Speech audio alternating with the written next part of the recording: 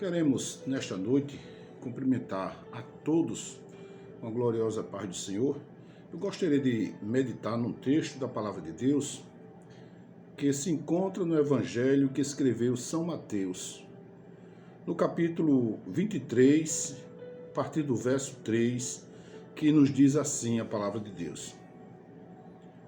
O título é Jesus censura os escribas e os fariseus. Observai, pois, e praticai tudo o que vos disserem, mas não procedais em conformidade com as suas obras, porque dizem e não praticam. Amados, quando eu estudava, na época de jovem, assim, segundo ano que a gente tinha, né? E para concurso, cursinho e tal, uma das matérias que eu mais apreciava era a literatura brasileira. Eu era apaixonado, e até hoje ainda sou apaixonado, eu gosto de literatura, eu gosto de ler. E a literatura brasileira, ela me encantava porque tinha duas correntes literárias que eles pediam em vestibular e a gente tinha que estudar. Era o barroco e o arcadismo. O barroco, ele era facilmente identificado porque ele tinha, assim, os contrastes, as antíteses. O barroco, você identificava uma poesia barroca, um estilo literário barroco, porque ele tinha céu e inferno na poesia, era o bom e o mal, o bem e o mal. Então, era o riso, o choro, era caracterizado, a poesia barroca era caracterizada por esses contrários extremos. E facilmente nós identificávamos o barroco. O barroco, ele teve como principal representante aqui no Brasil, foi o Gregório de Matos. Gregório de Matos, a vida desse homem é incrível. Esse homem, ele fez poemas, se destacou na Bahia, foi juiz, foi um homem que foi autoridade, que tinha uma cultura invejável. A trajetória dele foi linda. E ele fez vários poemas, né, sacros, fez poemas sátiros também, satirizando o governador da Bahia na época. Ele era o representante do barroco, o top do barroco. E nesse outro movimento literário chamado arcadismo, também eles que começou em Ouro Preto, hoje Vila Rica, que hoje é Ouro Preto, Minas Gerais, ele tinha também os seus representantes. E eu anotei, era Alvarenga Peixoto, Cláudio Manuel da Costa, Basílio Gama e Tomás Antônio Gonzaga. Esses eram os representantes do arcadismo. E como você identificar também o arcadismo?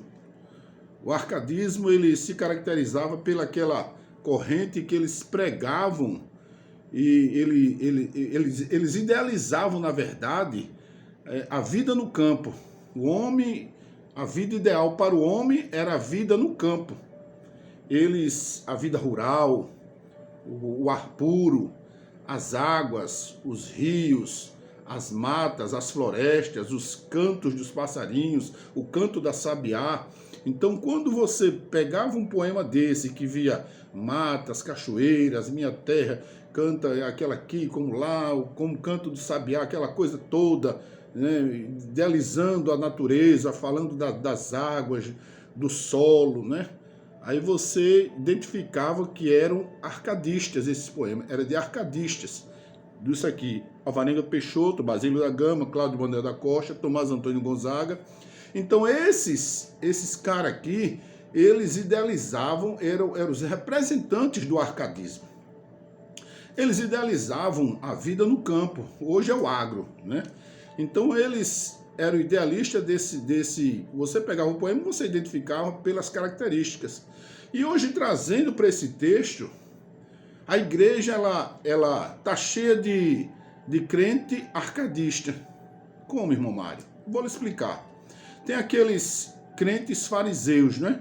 que eles colocam a carga nos ombros dos homens, quando eles mesmos não podem nem retirar a carga com o dedo, Jesus disse, Mateus 23.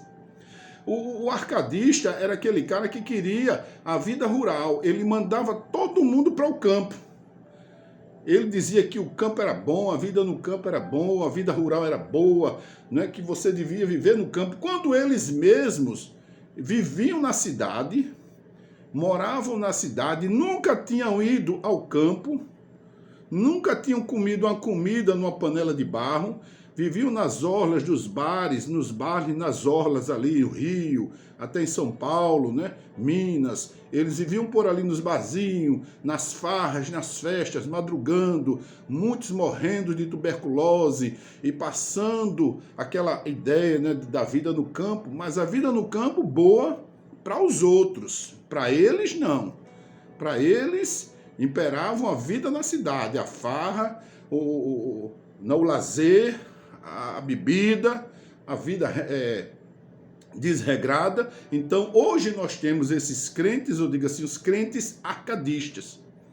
São aqueles, os fariseus. Jesus, ele colocou em xeque aqui, no capítulo 23 de São Mateus, quando ele diz assim: observai, pois, e praticai tudo o que vos disserem, mas não procedais em conformidade com as suas obras, porque dizem e não praticam, pois atam fardos pesados e difíceis de suportar, e os põem sobre os ombros dos homens. Eles, porém, nem com o dedo querem movê-lo.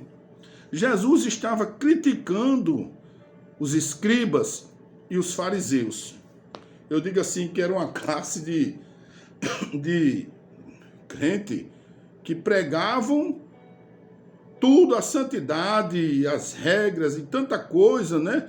E não queriam para eles, mas para os outros. E o erro dessas pessoas era que ele queria os melhores lugares na sinagoga. Dá para você identificar um crente arcadista hoje? Eles, né, diz assim, colocavam fardos pesados e difíceis de suportar sobre os ombros dos homens, quando eles mesmos nem com o dedo podiam removê-lo, ou queriam removê-lo. Eles faziam obras a fim de serem vistos pelos homens. Faziam obras para serem vistos pelos homens. Fechavam o reino dos céus e não deixavam entrar os homens, e também não entravam. Por aí você tira. Hoje, as nossas igrejas, elas elas estão recheadas de cristãos arcadistas. São aqueles cristãos que pregam para os outros, mas não vivem para si. Que nesta noite nós aprendamos, meus queridos, a distinguir um barroco, distinguir o arcadista, o fariseu e o escriba, e não viver como eles. Que aquilo que a gente possa praticar, a gente pregue. Que aquilo que a gente possa pregar, a gente possa viver também. Que tenhamos um final de noite agradável na presença do Senhor Jesus.